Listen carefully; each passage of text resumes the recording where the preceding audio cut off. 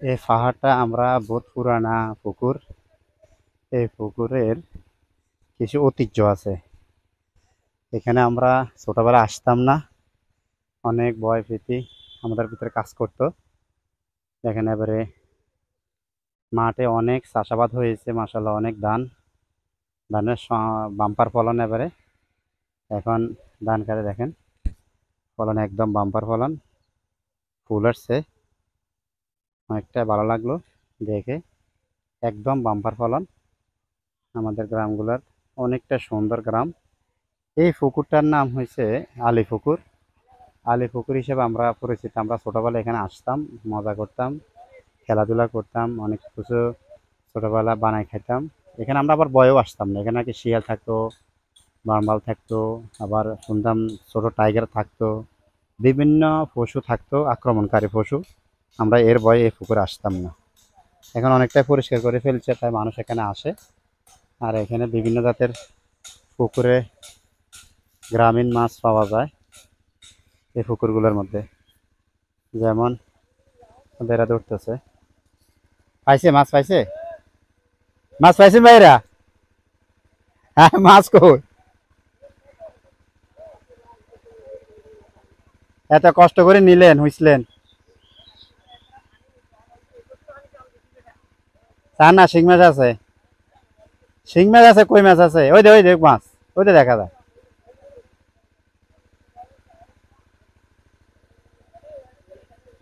তারা চেষ্টা করতেছে আসলে মাছ ধরার জন্য।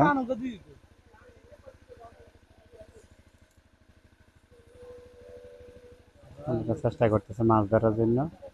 এই পুকুরে অনেকগুলা পুকুর আছে, একজনের এক এক পুকুর, কিন্তু অনেকটাই ফেনা।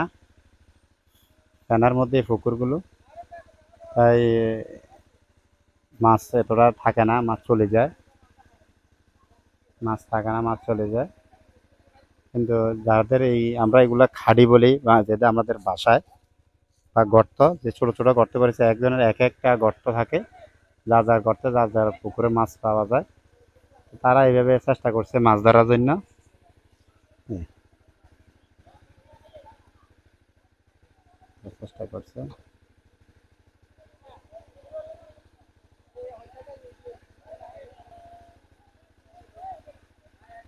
বড় একটা মাছ আছে, বড় একটা মাছ দেখলাম মাত্র।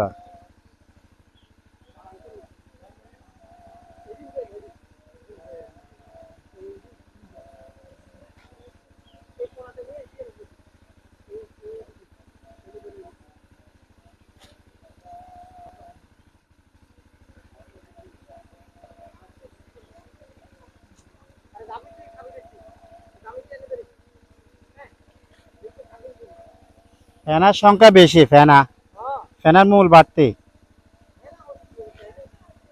পুরা পুকুরটাই ফেনা।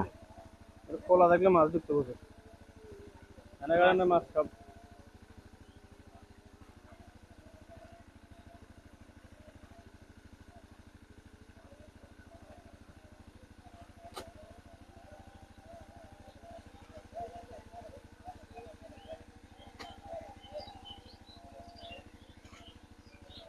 এই পুকুরের অনেক বৈশিষ্ট্য। আগে এই পুকুরের পাড়ে অনেকে দিনের বেলা তো আসতো নাই, ভয় খাইতো। যার দিনের বেলা অনেকে গ্রুপ বাঁধে আসতো, অনেকে গ্রুপ বাঁধে এই পুকুরে আসতো। আমরা সবাই ছোটবেলা এখানে তাল গাছ ছিল, ছোট ছোট তাল গাছগুলা, এই তাল থেকে আমরা গাছ থেকে তাল ফাড়ে খেতাম, কাঁচা তাল। এখন এই গাছগুলো অনেকটাই বড় হয়ে গেছে, আর এখানে অনেক গাছপালা এখন কেটে ফেলেছে, আসলে এতটা গাছ নাই। তাই অনেক কিছুর এই পুকুরের অভাব। এখন মানুষের জনবসতি গড়ে উঠেছে আশেপাশে, অনেক বাড়িঘর দুয়ার হয়ে গেছে আশেপাশে, তাই এখন মানুষ এখানে আসা যাওয়া করে। এখানে দিনের বেলা আগে আসা যায় তো বহুত কষ্ট বা ভয় পেত মানুষ এই পাহাড়ে, এই পুকুর পাহাড়ে। কিন্তু রাতের বেলা তো দূরের কথা, রাতের বেলা এখানে বিভিন্ন প্রজাতির হিংস্র প্রাণী বসবাস করতো, তাই রাতের বেলা এখানে আসতো না, ভয় পাইতো। ভূত ফেতনি থাকতো, বিভিন্ন শিয়াল বা নেকড়া প্রাণী হিসাবে যেগুলো থাকে এগুলো থাকতো এই পুকুরে। তো আপনাদেরকে এই পুকুরটির সম্পর্কে কিছু তথ্য জানালাম। ইনশাল্লাহ সবাই দোয়া করবেন। এটা আমাদের গ্রামে পাশে, আমাদের বাড়ির পাশেই। এখন তো অনেক বাড়ি আশেপাশে হয়ে গেছে, আসলে এগুলা ছিল না আগে।